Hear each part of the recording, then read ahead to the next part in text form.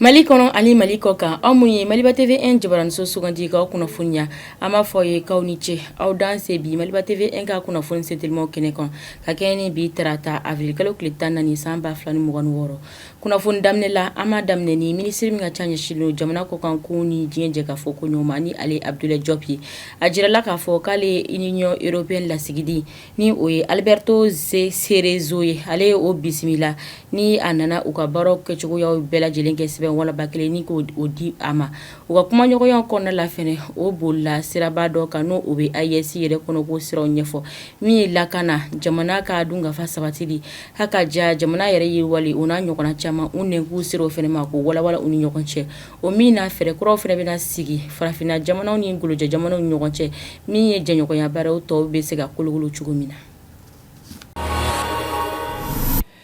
N'o tɛmɛna ka bɔ yen an bɛ taa CNT mɔgɔw ka kunnafoni da kun na kunungo avril kalo tile 13 san 2026 olu y'u ka session ordinaire o dayɛlɛ an ka CICB yɛrɛ kɔnɔna la o b'a jira k'a fɔ k'u bɛ na kalo 3 ɲɔgɔnna bɔɲɔgɔnko a bɛ daminɛ avril kalo la ka taa kuncɛ juillet kalo la o kalo 3 ɲɔgɔnna bɔɲɔgɔnko u bɛ na baara caman kɛ o kɔnɔ n'o o baara dɔw bɛ tali kɛ farangala texte 32 ɲɔgɔnna bɔɲɔgɔnko a jirala k'a fɔ k'o texte 32 ɲɔgɔnna bɔɲɔgɔnko kɔnɔna la ko texte 24 k'o de ye kuraw ye baro lasigi kɛ o min kan u bɛ boli forobaba caw police nationale protection civile kɛyɛrɛ ye baro conseil supérieur de la magistrature fo ka taa se marabajɛkulu yɛrɛ ka walew kɛcogoyaw ma n'a bɛ fɔ ma ko action gouvernementale haka ja fo ka taa se bɛrɛbɛrɛ tɔn maaw yɛrɛ fɛnɛ olu ka baara koɲɔgɔn bɛɛ lajɛlen ma u bɛ na walawalali kɛ o kow kan.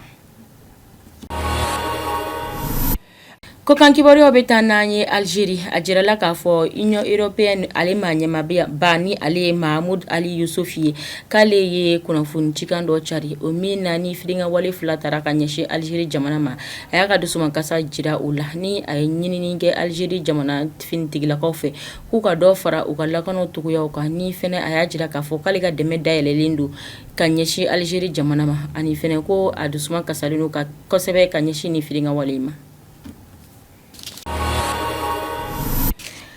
An bɛ kokan kibaruyaw kuncɛ ni Uganda ye Christophe Olego Onyim a jirala k'a fɔ waati tɛmɛnen na k'ale minɛla ka don kokoba 4 ni ɲɔgɔn cɛ ni a jalakilen don k'a ye bingan wale ta ka ɲɛsin denmisɛnnin ɲuman 4 ɲɔgɔnna bɔɲɔgɔnko ma ale welela bɔgɔ jeninen kan kunungo Kampala kɔnɔ ni a y'a jira k'a fɔ ko nin wale minnu fɔra ka taga d'ale la ko ale nɔ tɛ o ko la an bɛ waati min na iko sisan Kirini Joshara ɲɛmaw olu b'u ka baaraw la ni ka sɛgɛsɛgɛli busanw k'o taga d'a kan halisa yaasa u bɛ se ka jaabi kɛrɛnkɛrɛnnen sɔrɔ cogo min na u kɔfɛ u bɛn'o walankata diɲɛma kɔ u ye